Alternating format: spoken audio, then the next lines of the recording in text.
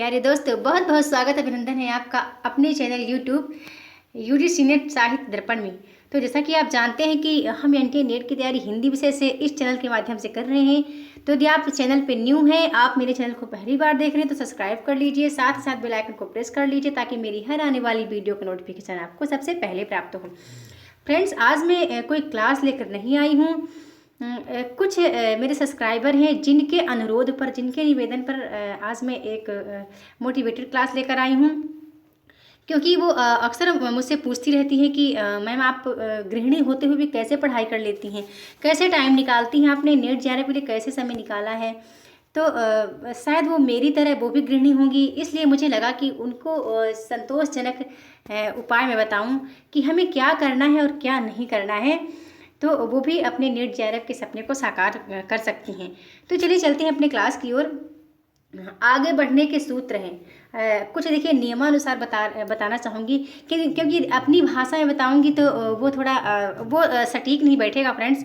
तो हम नियम के अनुसार चलते हैं, जैसा कि हम देख पा रहे हैं कि हमें क्या क्या उपयोग करना चाहिए जिससे कि हम नेट जेआरएफ के सपने को साकार कर सकें।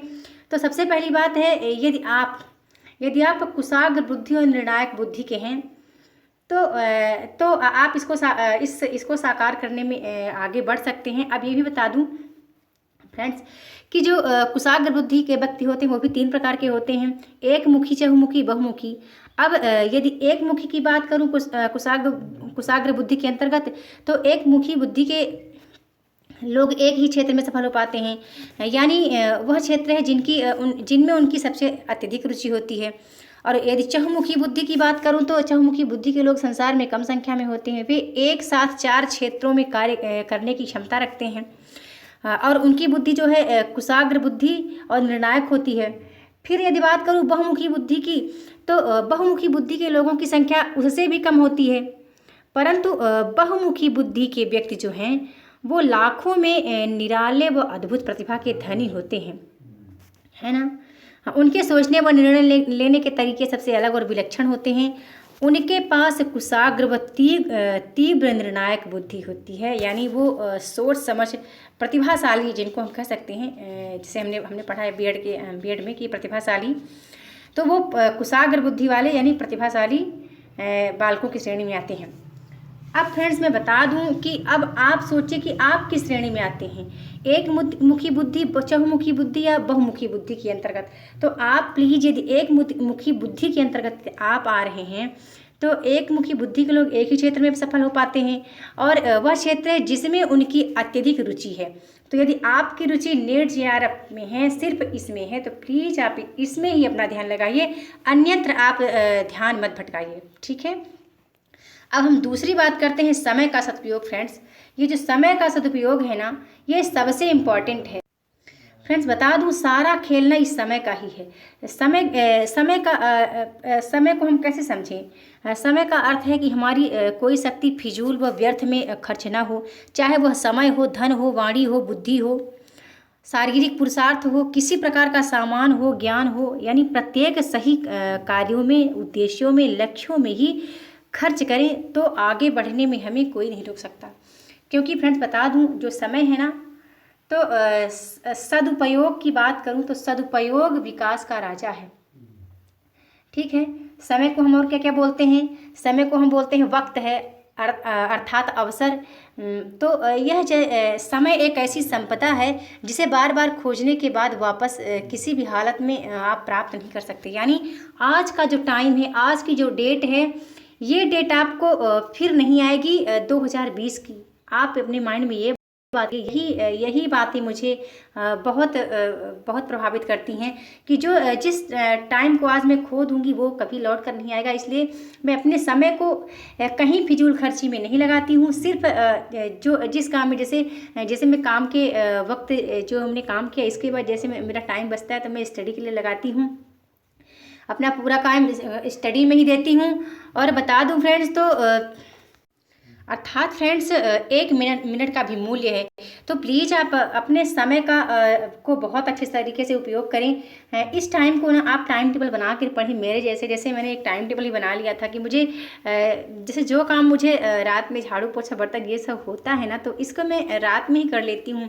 जैसे कहा गया है ना कि काल करे सो आज कर, आज करे सो अब। तो वही वाला कुछ रूल मुझे भी फॉलो करना पड़ता है, क्योंकि अभी गृहिणी होते हुए भी बहुत सारे समझौते करने पड़ते हैं। तो मैं उम्मीद करती हूँ कि आप जो समय का सदुपयोग मैं बताया आई हूँ, क्योंकि किसी अंग्रेज विचारक ने बहुत ही अच्छा कहा है कि इम्पॉर्टेंस ऑफ द 1 मिनट, अर्थात 1 मिनट का भी मूल्य है। परंतु कुछ इंसान हैं, मिनट की तो छोड़ो, घंटों, सप्ताहों, महीनों, वर्षों अमूल्य समय व्यर्थ में ही गवाते हैं। मतलब ऐसे ही हंस हंस कर व्यर्थ की बातों में। तो आपको ऐसा नहीं करना है यदि आप नेट जेआरएफ की तैयारी के लिए करना चाहते हैं। ठीक है, अब हम तीसरी बात करते हैं, नियम और अनुशासन।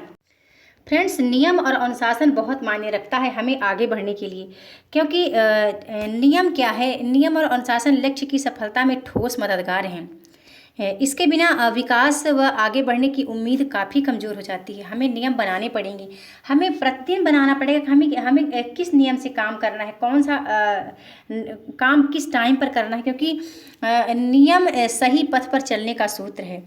यदि आप नियम नहीं बनाओगे ना, तो इधर उधर भटकने से आप आप इधर उधर भटकने को आप रोक नहीं पाओगे। नियम बना लोगे कि मुझे इस टाइम ये काम करना है, ये मेरा डेली की आप दिनचर्या बना लो, रूटीन बना लो, नियम बना लो, तो आप कभी हार भी नहीं सकते हो।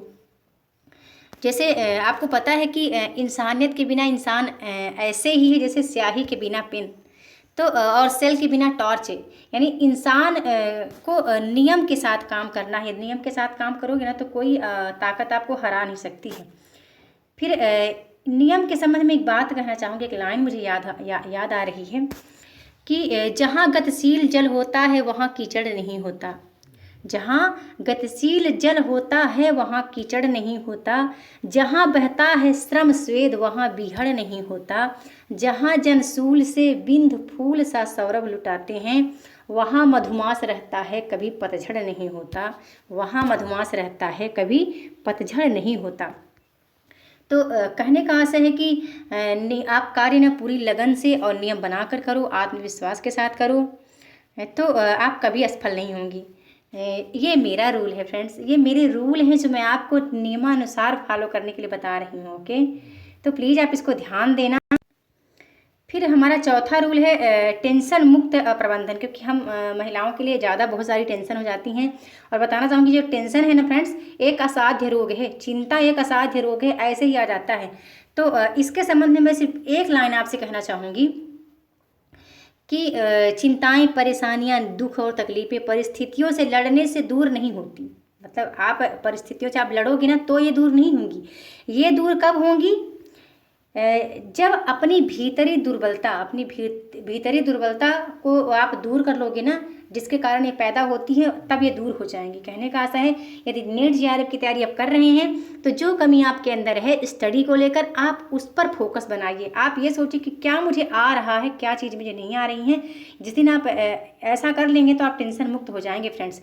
इसके संबंध में एक लाइन और कहना चाहूँगी कि विफलता का अर्थ है प्रयास में कहीं ना कहीं कमी अवश्य थी। ठीक है, यदि आपने 1-2 बार ट्राई किया है और आप विफल हो रहे हैं, तो इसका सिर्फ एक ही अर्थ आप लगाइए कि आपके प्रयास में कहीं ना कहीं कमी अवश्य है। ठीक है, फिर आपको पता ही है, आपको स्वस्थ रहना पड़ेगा फ्रेंड्स। स्वास्थ्य और पुरुषार्थ ये दोनों ही बहुत इंपॉर्टेंट होते हैं किसी भी एग्ज़ाम को क्वालिफाई करने के लिए।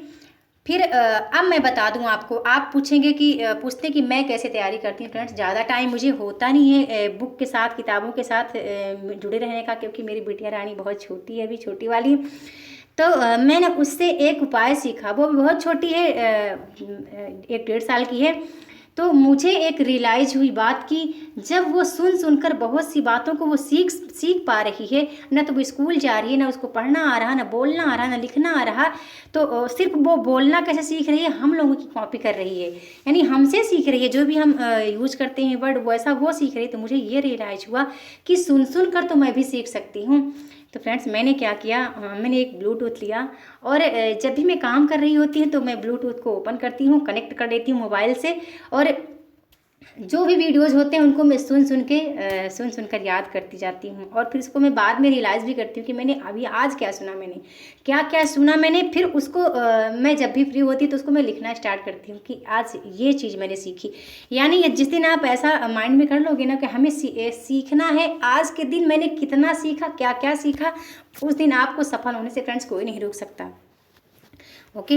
अब ये तो हो गई 5 सफलता के सूत्र जो आपकी ज़िंदगी बदल सकती हैं। यदि आप इतना मानते हैं, यदि आप कुशाग्र बुद्धि के हैं, तब तो बहुत अच्छी बात है। मैंने पहले ही बता दिया, एक मुखी, चहुमुखी, बहुमुखी, आप किस प्रतिभा में आते हैं। फिर आपको समय का सदुपयोग करना है। यदि आपने समय का सदुपयोग समझ लिया ना फ्रेंड्स, तो आपकी ज़िंदगी बदल सकती है, क्योंकि ये टाइम ना बार बार नहीं आता। सब खेल समय का है, यानी अवसर जो है वो समय ही है। जो अवसर आपको मिलता है, आप इसको प्लीज़ मत खोइए। नियम और अनुशासन के साथ चलिए। टेंशन मुक्त आपको रह के पढ़ाई करना है। ये नहीं कि आप क्रोध करें, टेंशन करें और पता चला कि जितना भी आपने पढ़ा है ना, सारा का सारा व्यर्थ हो गया। और स्वास्थ्य और पुरुषार्थ तो आपको पता ही है, आपको स्वस्थ रहना पड़ेगा। ये हो गई 5 सूत्र ज़िंदगी बदलने के फ्रेंड्स। अब मैं बता दूं कि वो कौन 5 दोष हैं जो आपको आगे बढ़ने से रोकते हैं, जो मनुष्य को आगे बढ़ने से रोकते हैं। अब मैं उन 5 दोषों की चर्चा करने वाली। तो बता दूं फ्रेंड्स, ये सबसे पहले क्या है, सबसे पहले है जो कि आपकी प्रगतिशीलता में, आपकी मतलब आपके योग्य बनने में, आपको आगे बढ़ने में सबसे बड़ा दोष है, वो क्या है, अति नींद लेने की आदत। इसलिए फ्रेंड्स बताना चाहूँगी कि आप ना सोने के घंटे को घटाइए और काम के घंटे को, यानी पढ़ने के घंटे को बढ़ाइए। ठीक है। यदि आप ये चाहते हैं कि आप सो भी लें और पढ़ भी लें, तो नहीं हो पाएगा। यदि खासकर हम लोगों के लिए, हम गृहिणी हैं, तो हमको कहीं ना कहीं समझौता करना पड़ेगा। तो प्लीज़ आप ये मेरी बात को आप ज़रूर ध्यान रखें। ये ना ये जो इसका जो कनेक्शन है, ये बहुत ही हमें काम करने से हमारे मतलब कहने का आशा है कि ये आपकी लापरवाही को फ्रेंड्स बहुत आगे अग्रसर करने में काम आता है। इसलिए मतलब हो सकता है 5-6 घंटे की नींद दे सकते हैं, लेकिन जो अति सोने की आदत है, प्लीज़ आप उसको अवॉइड कीजिएगा। फिर बता दूं फ्रेंड्स, फिर आपने क्या करना है, जो आपके अंदर भयभीत रहने का स्वभाव, भय आपको कहाँ से पैदा होगा, भय आपके अंदर तब आएगा जब आपको ये डर लगा रहेगा कि पेपर में एग्जाम में क्या आएगा, क्या नहीं आएगा। क्योंकि आपके अंदर भयभीत क्यों आप हो रहे हो, क्योंकि आपके अंदर थोड़ी सी कमी है। उस भय को आपको दूर करने के लिए क्या करना पड़ेगा, आपको अच्छे से अच्छी तैयारी करनी पड़ेगी। यानी ये भी एक दोष ही है, जो आप भयभीत हो जाते हैं और फिर आपको डर रहता है। फिर आप सोचते हैं कि तैयारी करूं कि ना करूं, एग्जाम में क्या आएगा, कैसा होगा, मैं एग्जाम क्वालिफाई कर पाऊंगी या नहीं। तो प्लीज़ आप इसको भी अवॉइड कीजिए। ओके। क्रोध करने की आदत, इसको भी थोड़ा सा अवॉइड करना यार। जब भी आप एग्जाम की तैयारी कर रहे हो और टाइम आपके पास बहुत कम है, तो इसको तो आपने अवॉइड करना ही है। और बता दूं फ्रेंड्स, ये जो आलस्य है ना, आलस्य को तो आपने दूर करना पड़ेगा फ्रेंड्स। बहुत ही खतरनाक है ये ना, आपके आगे बढ़ने में बहुत रुकावट डालता है। आप ना ऐसे आलसी बनते जाते हो कि क्या बताऊं। मतलब आलस्य जो है, इसलिए आलस्य ना क्या है कि लापरवाही की एक आदत भी है। ये ना आलस्य आपको लापरवाह कर देता है। और जो इसका कनेक्शन फ्रेंड्स सबसे ज़्यादा नींद से ही है। बता दूं, आलस्य का जो कनेक्शन है नींद से बहुत ज़्यादा है। यानी जब आप आलसी बनेंगे ना, तो आप नींद में ज़्यादा ही आप रहते हैं। तो प्लीज़ आप आलस्य को आप दूर कीजिएगा। फिर 5वां है दीर्घ सूत्री आदत। आपके अंदर ये कमी है, दीर्घ सूत्री का अभिप्राय हुआ समय पर फाइनल निर्णय या डिसीजन ना ले पाने की आदत। ठीक है। यदि आप में ये नहीं है, तो भी आपके आगे बढ़ने में ये दोष बाधा हो सकता है इस तरह। इसलिए एकाग्रचित्त होकर आप नेट जैरब के सपने को साकार करें, पूरा करें। और एक बात कहना चाहूँगी फ्रेंड्स कि धैर्य और साहस से मिलती है सफलता। तो प्लीज़ आप अपने धैर्य को बनाए रहें। और एक बात कहना चाहूँगी, आप जैसा आपने सोचा है वैसा आप हैं। ठीक है। जैसा आपने सोचा है वैसा आप हैं। भविष्य में जैसा आप सोचेंगे वैसे ही बनेंगे। कहने का आशा है कि आपकी सोच का आपके व्यक्तित्व पर गहरा प्रभाव पड़ता है। तो प्लीज़ आप बताना मुझे आज की वीडियो आपको कैसी लगी। ये वीडियो मेरे उन सब्सक्राइबर गृहिणी महिलाओं के लिए है जो मेरी तरह हैं और जो पढ़ने के लिए, अपनी लाइफ के लिए कुछ करना चाहती हैं। तो प्लीज़ आप, यदि आपको ये वीडियो पसंद आए तो आप मुझे कमेंट करके ज़रूर बताना कैसी लगी। और फ्रेंड्स, ये बोलना चाहूँगी, यदि आज आपके लिए आपके पास टाइम नहीं है तो फिर आपके लिए कभी टाइम नहीं होगा। इसलिए आज का जो टाइम आपके साथ गुजर रहा है, इसको आप बहुत अच्छे तरीके से अपनी लाइफ में उतारिए। जो आप करना चाहती हैं उस सपने को आप साकार कीजिए। वीडियो देखने के लिए बहुत बहुत धन्यवाद।